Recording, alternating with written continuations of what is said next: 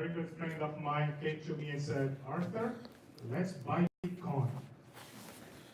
I was a PhD student. I was like, come on, I have like 3,000-4,000 grants in my savings account. And I was like, I'm not going to buy Bitcoin at all. I mean, this thing looks like a scam to me. And that was, actually, if you fast forward, you know that Bitcoin was $20,000 a few years ago, or a few months ago. So that was my first involvement there. And then I realized, you know, behind this Bitcoin thing, there's very powerful, very strong technology called blockchain. And even though I was an AI person, I started following the trend, following the developments in this field very closely. And since 2015, I've actively working with startups, advising the Miami University Blockchain Club. I'm very happy that we have one of the first blockchain courses at the undergraduate level here at Miami University, one of the first ones in the nation. So yes, since 2015, I have been actively involved with blockchain and following the development of the field, both inside academia as well as in industry. Thanks. Hi. Good morning, everybody. So for me, I got into Bitcoin in 2012 or 2013 as well, and for me it was kind of the ubiquity, the promise of ubiquity that people would transfer value in a peer-to-peer fashion around the world. I really did kind of bite down pretty hard on that. And then I think subsequent to that, I went to work for IBM Security, and I worked on blockchain issues there with blockchain, IBM's Hyperledger Fabric, their blockchain. And I'll be honest with you, I got massive blockchain fatigue. I saw every possible use case for blockchain, and 90% of them were absolute garbage. So, so there is huge promise of blockchain in the right space, but really for me, I was sort of a purist in Bitcoin, which is how I kind of got started in this field. Hi everybody, I'm Charles Loheed. So, you know, I'm trying to be just recovering entrepreneur, but it isn't working out so well because I'm not on number 4 and 5 right now at the same time. But anyways, but no, I mean, I think all the businesses I've done in the past have been focused on some kind of positive disruption or bringing something to a space where it was really needed. And big data was one of the areas where I've got a lot of experience, both in telecommunications and broadband. We founded a company that sold a public firm in 2005 around that. And then most recently, we founded a company up in Cleveland called Explorus. That was just an amazing amount of fun. That was taking big data and bringing it to healthcare and making research and innovation easier to do with much better data accuracy and much better statistical analysis than was around before, about 65 million patients across the US. That became, if you've heard of it, IBM Watson Health, the IBM Watson Health big data backbone. We were acquired by IBM in 2015, and then about a year ago, started off on a couple other endeavors, one in the nonprofit, just recently on the commercial side, around blockchain. And blockchain is kind of like big data. It's in some cases it's smaller data. But what really drew me to blockchain was the idea that you could begin to digitize truth. And that was something that's incredibly important. It's very important in the business that we do every day. It's important in our daily lives. It's important in politics. It's important in media. And it just seemed like a natural thing that meant something to me and a lot of other people. So I'm glad to be here. Thank you. Hi. Good morning. I'm Wendy Henry, and I'm our lead in our government and public sector blockchain practice at Deloitte. I got involved back in 2012 as well, and I was working with a client. I've been a hands-on technologist for probably more years than you've been on the earth, but I was working with a client to try and find a secure identity for projects we were trying to do, and I came across the infamous white paper, started reading that. Wasn't so much involved with Bitcoin, although I will say I jumped on the bandwagon a little bit earlier. It was around the $300 mark, so I'm still on the positive side of things, but not enough to retire. At any rate, I started looking at that. It obviously was a technology that I believed was going to have an impact. It turned out that my client was a law enforcement individual, and so at that time, for those of you that were looking at it around 2012, that was the Silk Road error, and he wasn't willing to touch it. But fast forward, that same client is now using it and actually ready to do a pilot with a blockchain project, but been involved with it since then. Definitely think that it has multiple transformational opportunities, but also think very much that there is a right place to use it, where it will drive that type of transformational outcome. And there are a lot of places where it's being implemented, where there are other traditional things that are much better fit. So I think figuring out where it fits and where it's going to drive value is highly important in the blockchain area. I'm John Squire. I'm a lawyer in New York, fintech lawyer, as I guess we now call ourselves. And I was first exposed to it around the same time as you. It was interesting to hear you mention Silk Road. So I guess a little bit of the good, the bad, and the ugly. The bad was I was with a law firm where we were defending the Silk Road defendants.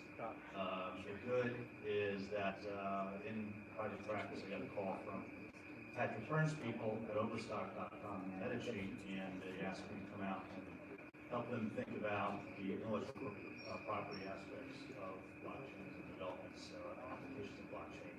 And the ugly is I spend a lot of my time now kind of in the intersection of the regulatory facing issues and technology and blockchain deployment is and does and could be.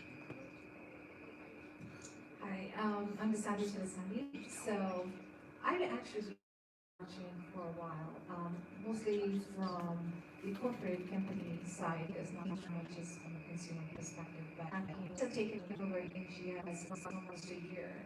I really had the opportunity to look into how this can transform for companies like us, really looking at the problems and where the automation was a big play, where there was a right opportunity to bring in productivity, to bring in cost savings, to bring in speed to some of our transactions and so on. So I mean, we're doing a ton of work in this space, dabbling into different areas. I talked about supply chain a little bit earlier, but we have other areas where we think is right for it. So that's been my experience, and I'm looking forward to see this happen in this industry. Good morning, Todd Balish. I'm a blockchain rookie, I'll be honest. I've been working with, I've seen it on the news, etc. Even tried to turn my PC into a mining machine for Bitcoin until I totally blew up the memory. But beyond that, I really wasn't a practitioner. I started, honestly, with solving a business problem, which was when we ship an ocean container from, say, Vietnam to Thailand, how do we speed up the tracking of that and all of the processes associated with that. So really started with a business problem and found that blockchain was the best technology to use to provide shared visibility, get out of the conversation about what's really happening with this container and get into more value. Let's start this off with Charlie. If you can tell us a little bit about your perspective and everyone else can reflect on this question as well. Sectors that can make particularly good use of them, and how widely applicable are these use cases? Thanks, Patrick. You know, I'm a long time since like the time of the Babylonians. They had literally these stone tablets. They would chisel out ledgers, and they typically have at least 2 ledgers, so that whenever they wanted to verify whether a transaction occurred, they checked the one ledger against the other ledger. If they matched up, it looked good, right? So this is something that's been new for a long time. It has not been new. It's been around a long time. It's not new. And you know, I think if you look at the beginnings of blockchain and where it came from in the mid 2000s, it was sort of born out of a lot of frustration that people had around what can we trust. You know, we saw bank failures, we saw fraud, we saw a lot of issues around the financial meltdown of 2007, 8, 9, and the mortgage crisis. And I think you know, as a society, we looked at that and said, well, maybe we need to get back to some of those basics. Now, the nice thing about it not only introduces more trust into the model, it in many ways is going to speed up the process because it takes a long time to verify trust today. We saw that earlier this morning, one of our speakers talking about the college application process, right? That's a lot of documentation to go through. Look at the statistics on how many people actually lock in their resumes. It's mind-boggling, but they do. A lot of time and effort goes to checking those kinds of facts. And I'll talk about this a little bit on my talks on for trust, digital trust, and making sure I'm real business, and then a little bit of intermediaries that don't necessarily. That's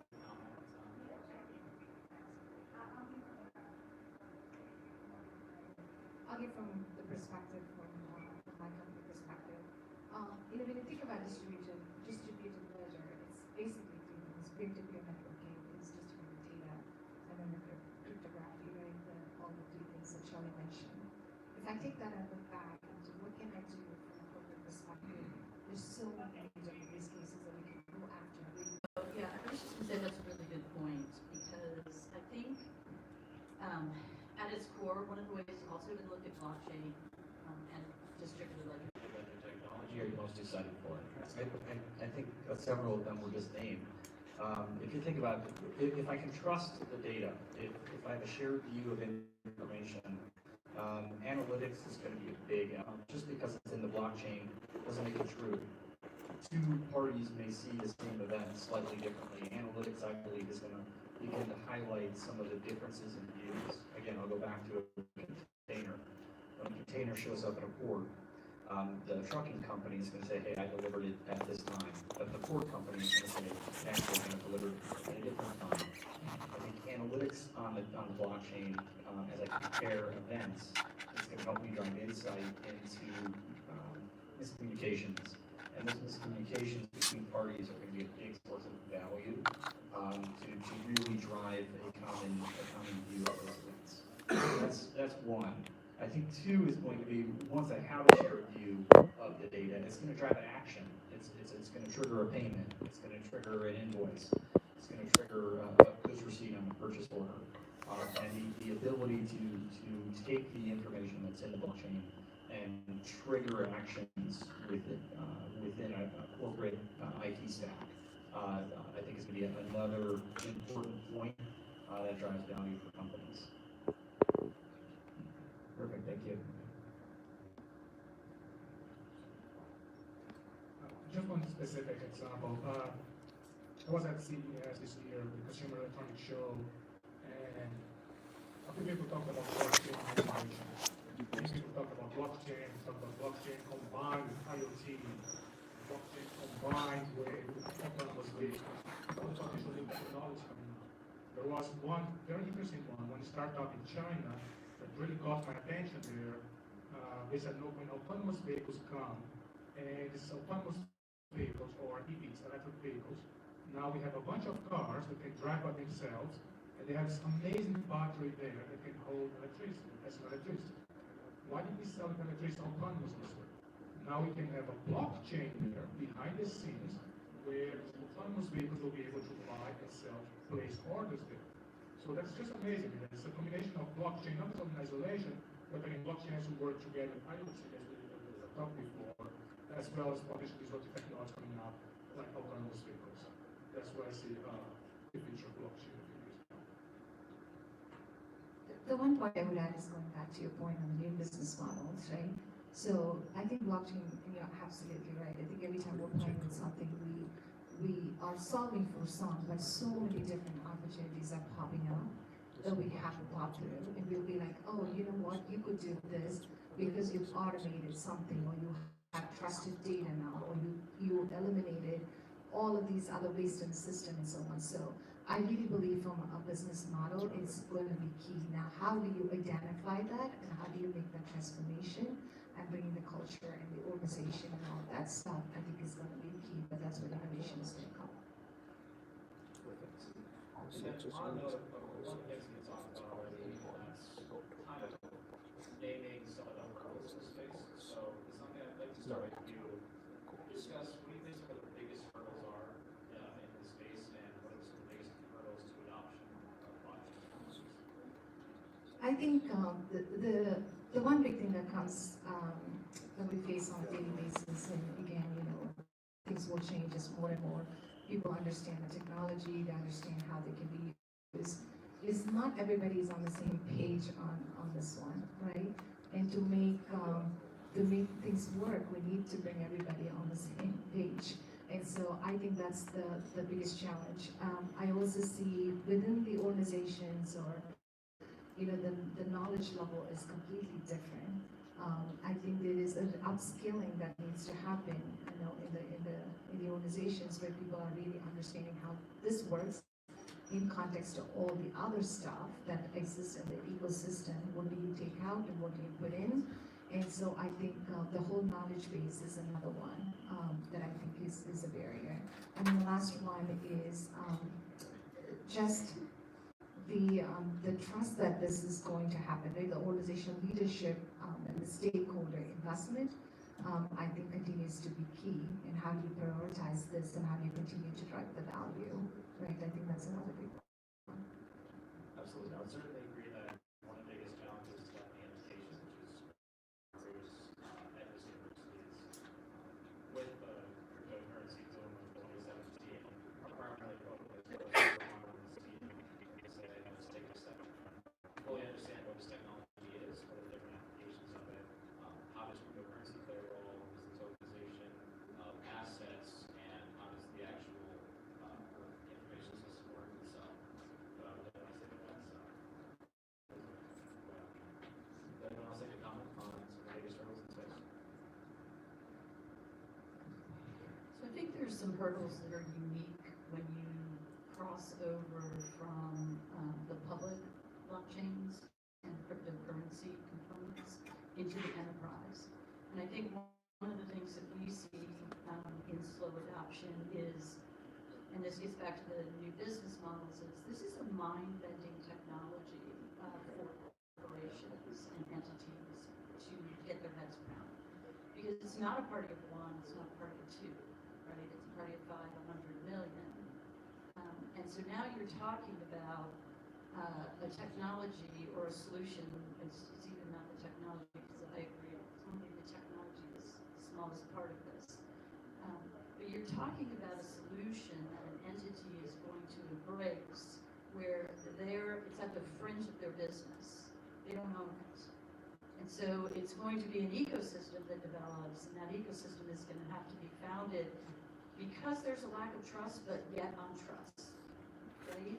And so I think that is where we're seeing it, and where we thought disintermediation was going to happen, and I agree that when we talk about the public instantiation of blockchain technologies, you're going to see disintermediation, or you should. We're seeing that the entities where we would have expected, in the purest vision, for disintermediation to have occurred, that it's actually changing the nature of their role. So those trade associations or visas, or you can think of a couple of different ones, right, now become that trusted sort of governance embracer, if you will, or creator of that framework to help bridge some of that distrust where there needs to be trust. I'll add to that. So, because we're up in Cleveland, I'm involved with Blockland. I'm one of the co-chairs, and we had Bernie Marino tagged Steve McHale and I with the job, which I think wasn't fair, because we actually had to go out and talk to all these CEOs and CFOs about blockchain and like get an idea where they were. So you get out there and it's kind of this stark reminder of, whoa, this is new technology, and it was really interesting. We talked to 25 different manufacturing organizations, all the major healthcare systems up in Cleveland and some other areas, insurance companies, banks. And what we found was, we all talk about disruption. One of the hurdles we need to think about is a disruption. You need to, before you go jump head first into that, follow the money. Understand how things go, because disruption's great, but if it means that it is going to have a 5, 10, $100 billion, those are the kind of numbers we're talking about, impact to an industry or a player or sector in industry, right? You just gotta be mindful of that because that's where you're gonna run into a freight train of resistance. And so, you know, I think one of the things that was interesting, one of the CFOs we were talking to in the healthcare space is like, gave some really good advice. He said, you know, let's focus first on the things that aren't necessarily super transformative or disruptive, but areas where both or all of the parties have pain and cost today that none of them really like. You know, payment system in healthcare, wow, there's a lot of opportunity there, but that's the third rail, right? Like politics, that's the third rail between providers and payers right now. Maybe a better chance or a better model is things like credentialing, right? Where, you know, the process of going through, of enrolling a physician in a plan and credentialing through the system today takes an enormous amount of time, up to 90 to 120 days. That's a lot of time. They gotta go do it again every 2 years. And it's just a lot of effort to talk about digital proof, right? And so that was an example of, well, we can probably get payers and providers to work together on this because it isn't that third rail of, oh my gosh, we could disrupt billions of dollars worth of flow and who knows what's gonna happen. Start with that because once that kind of technology gets its foothold, organizations will begin to trust it the same way we did the internet, right? Now it's like a no-brainer. But trying to run massive commercial banking transactions over the internet in 1995, well, that was a little bit shaky. So, you know, that's the advice that we got. I'll probably say exactly the same thing in a different accent and a different way. Which built a career of saying the same thing in a different accent. When at IBM in 2015, 2016, we were looking to build and sell enterprise-grade blockchain, solutions. We didn't start at the problem within an organization. We started at a problem within a business network. So, what is the commonality or pain points amongst these corporations, and can we get alignment on their interests in solving that problem? Charlie's absolutely right.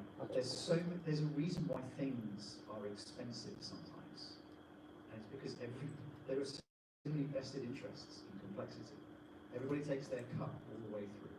And if you come in and say, well, we're going to disintermediate you and you and you and you and the bank, I'm telling you, you're pushing something very slippery uphill. So I think that's probably why, when you're asked, like, why have I not seen more headline news about blockchains? Because at this stage, I think everybody's trying to solve a problem where you're not trying to touch the third rail.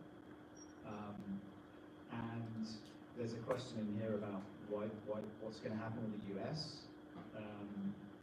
Well, I think John would probably be good at answering that from the regulatory structure of this country, but you'll see bigger advancements in countries that have adopted it from top down. So, and I think that will enable the business networks to be forced into using these technologies faster.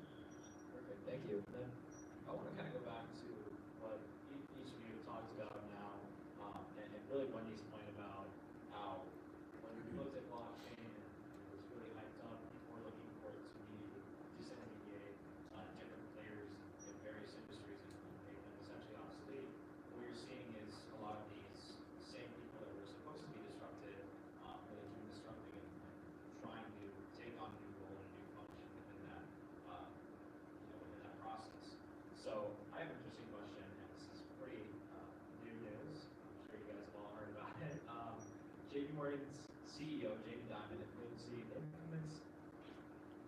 infamously called Bitcoin a fraud. He later regretted his statement and voiced his support of blockchain technology. Just this last week, JP Morgan unveiled the JPM coin, a US dollar-pegged cryptocurrency to use for institutional clients. What are your thoughts on, and this is for John, we have a moment to speak spot here. What are your thoughts on the JPM coin project? What do you believe, and do you believe it's a step in the right direction? Yes, I actually think it's going to be seen here on out as a watershed event for stabilizing confidence and mainstreaming. all the to be disrupted parties involved. So yeah, Jamie, he was channeling, I think, his inner Elon Musk with his original statement, and that wasn't even bad. I mean, Charlie Munger, I think, had called it eating baby brains or something like that. So, and query whether they're talking down the pyramid scheme potential of all the traders are actually buying up bunch of assets. But it didn't come as so much a surprise, and I agree with the comments from before. This is evolutionary more than revolutionary, and that's important for adoption. The reason it didn't come as much a surprise to me is that it's long been known that Ripple has been working with the big banks, including JP Morgan, and this is the type of thing you would expect to come from these kind of collaborations. So, maybe disruption is not the right word. Maybe it's more re-engineering. And what's gone on here is some looks like very interesting re-engineering, utilizing blockchain to have a coin that's going to be bank-backed and have confidence insofar as the technology and use case where they can do well, make money, or attack a particular problem and solve it. So I think again, it's going to be seen as a very big turning point, and good on them.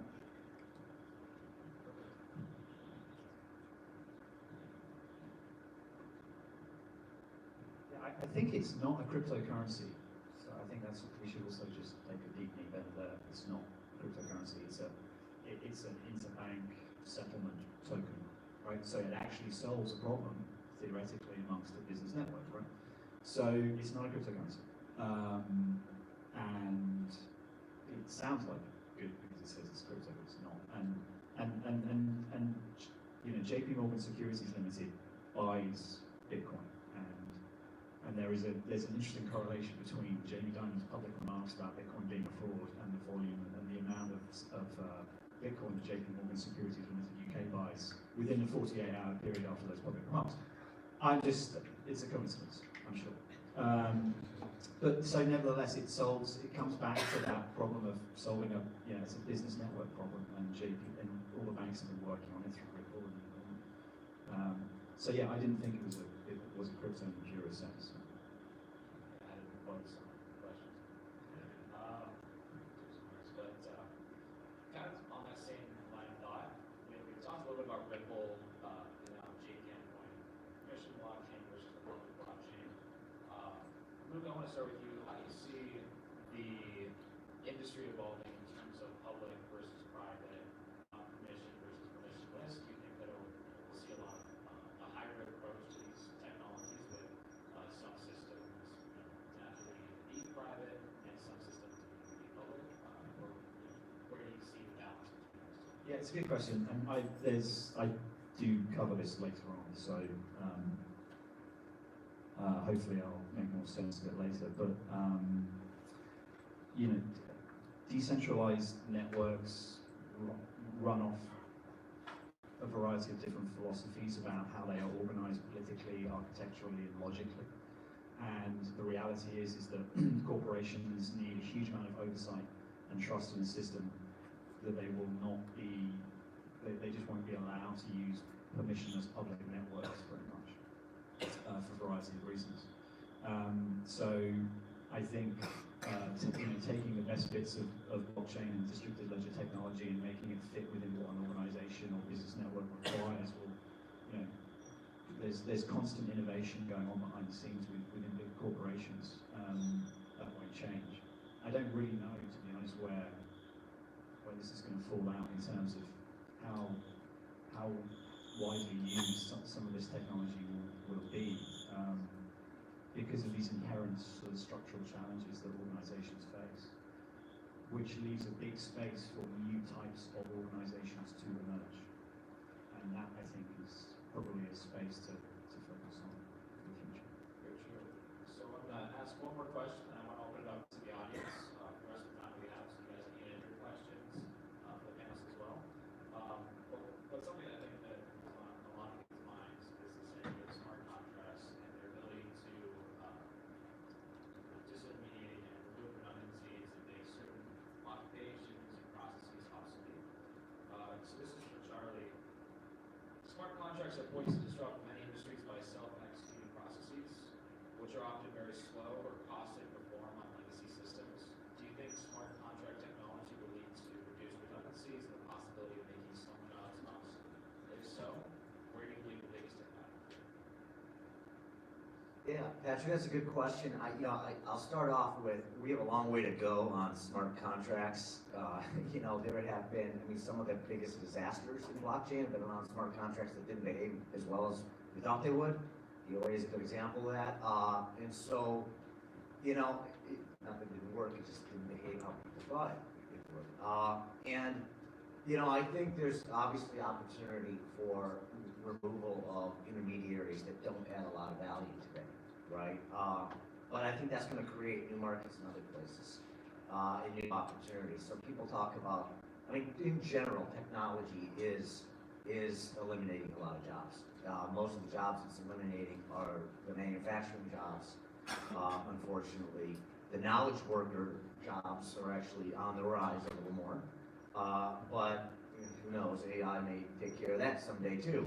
But no, getting back to smart contracts, I think the thing about smart contracts that's going to be the most interesting is it's really going to force, not so much about the technology, but it's going to force us to start thinking about the if this, then that, then this, right? We don't think about that, and that isn't really as transparent of a process as it probably ought to be. A good example is, just look at government policy, the things that we spend money on, right?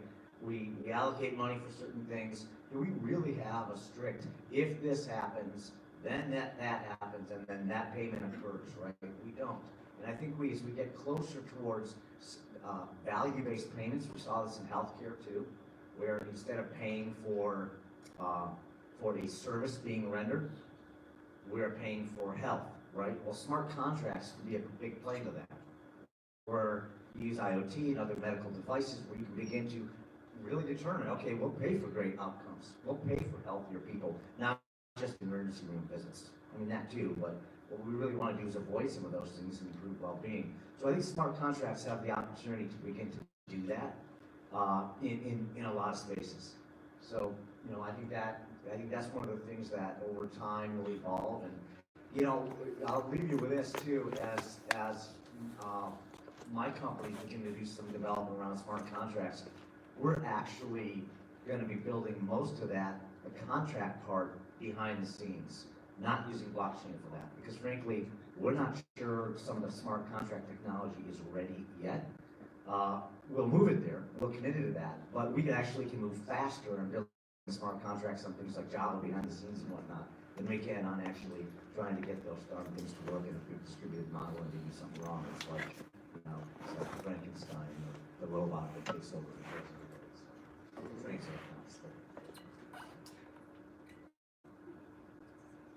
Yeah, so they're going to be good and helpful in some areas. They're going to be need to evolve in some in other areas. Case in point, so they can improve to the extent that there's trust in data, trust in the counterpart. Vishante's talk this morning, she talked about global shipping. There's a famous case that you study in law school from the 1700s in Old England called the Peerless. And basically, there was a contract for goods arriving on the ship Peerless, and the receiver didn't show up. So there was a lawsuit about it. Short of long, as it turned out, there were two Peerless ships that arrived in port 2 different days. And once the judge decided the case heard that, he stopped the trial right there. Doctrine of mutual mistake was born. So with smart contracts, you can avoid these mutual mistakes doctrinally. And have better integrity, data trust, and global shipping. So you see that helping in some areas where you have have to doctrinally encode best efforts, commercially reasonable efforts. How do you do that? How do you put that in a contract? So they're not contracts. Contracts ultimately are meeting the minds, and you have self-executing provisions in some areas, but it's not going to it's not going to make good on William Shakespeare's provision. Let's go over it. Yeah. Perfect, thank you. I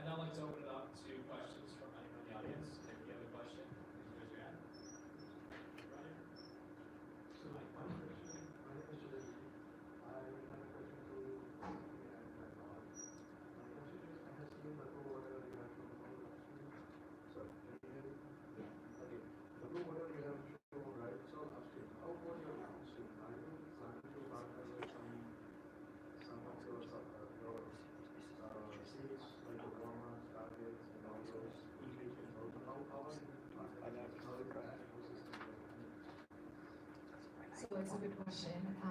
We're doing a ton of work in that space, not via blockchain, a lot with AI and ML, but the opportunity is there. Our biggest challenge is really getting retail businesses to play. I mean, like I said before, and somebody mentioned also in the panel that you need to have the network and the ecosystem to happen. So we haven't really pushed. I know there's a lot of work happening on the food trust. We're looking at a lot of opportunities that we're evaluating in the trade space, which is also part of my business that I own, where there's a lot of transaction happening in the case of promotions and all of that other stuff. But it's not that place is not, the network is not right yet. We also don't just jump into just as a P&G and one retailer, P&G into a retailer. It's important for us as we do this work to really make this an industry play. We spend a lot of time in the landscape assessment and saying, okay, if it works for P&G, will it work for even our competitors? Is it going to work? Because if it works for more than P&G, we have more interest among all of the ecosystem to play. So in this space, we're just starting. I don't see we have pushed or our retailers are pushing in that space yet. But in the next 2 to 3 years, I kept getting asked by all of our leadership, this is really ripe, and are we going to be looking at it? And I keep telling them we're assessing it. We need to make sure there's a lot of conversation that needs to happen before we jump into this, and that conversation is around everyone. Did I answer your question?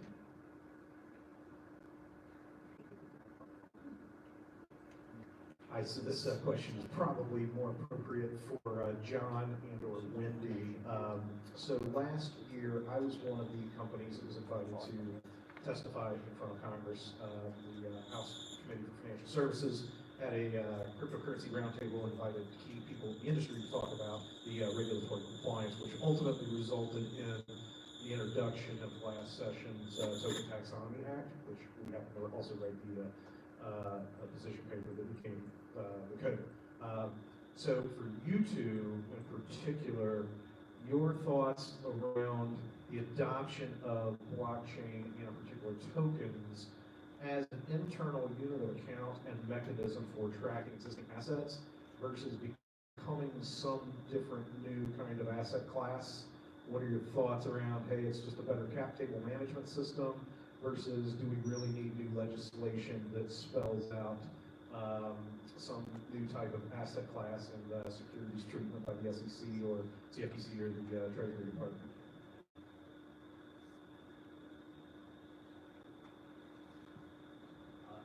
Great question. I mean, there's a lot in flux going on now, depending on kind of where things are bucketized in our sort of prior to blockchain world.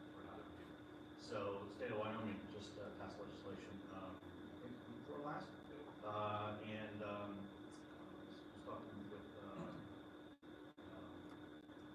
the former Symbiont CEO. Yes. And she, it's very exciting. They're trying to attract, because property rights are governed by state rights. So that's going to start there. And then they're trying to create a system that is forward-looking, embraces asset-based in cryptocurrencies or blockchain applications, if you will. But their messaging is, we're coming after you, Wall Street. And, they went after, they started talking about the 1974 Act, which allowed brokers to electronically trade, and you have fiduciary duties that go with that, but that all seems to be kind of lost in the mix. So, long-winded answer saying, I think and the SEC and CFTC, I mean, the SEC is first and foremost about investor protection. They went after, rightly, I think, in my opinion, some low-hanging fruit on the pipeline white paper behind it. The more assetized or backed it is by real technology, corporation governance, and or intellectual property, the more real it is, the more the existing systems can accommodate certain viewpoints on digital assets. So I'm not at a point to be able to answer your question as to kind of where it should go, but I think, and maybe you saw this directly, I think they're engaged in a positive-looking way. They don't want this technology to leave our shores and get adopted elsewhere and have U.S. hit leapfrog technology, but they also have their missions to protect consumers, protect the safety and soundness of banking systems, and do their jobs. And in fact, I think it can help them do their jobs. I mean, this is part of it. Instead of fining banks, hundreds of millions of dollars after the fact, how about a system which is within regular purview? You can actually interdict wire it's done that. You have the ability to do that.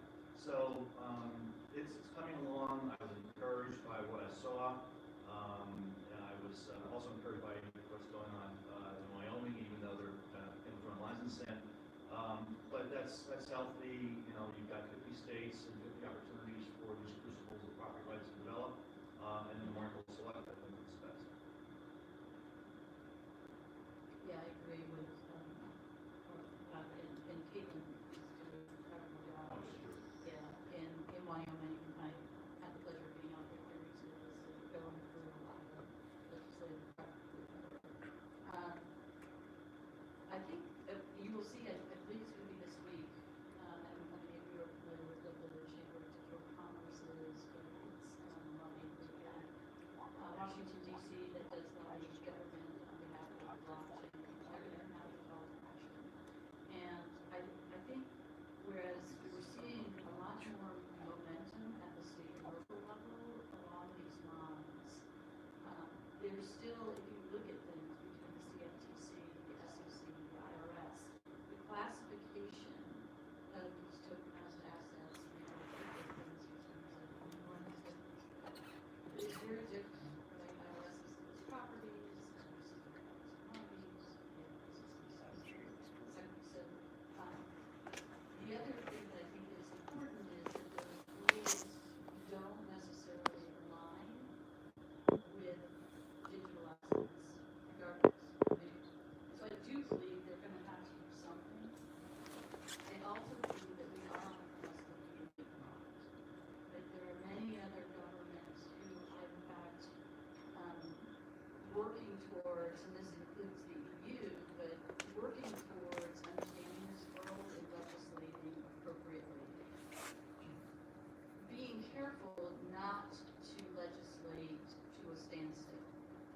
And I think that's where today the states are starting to move out, which might create actually contention because there are places where we'll cross boundaries with federal purview. But I believe you're seeing slow adoption in some places because of the regulatory uncertainty. And that especially is true in the tokenization of the market, right? Because if you don't know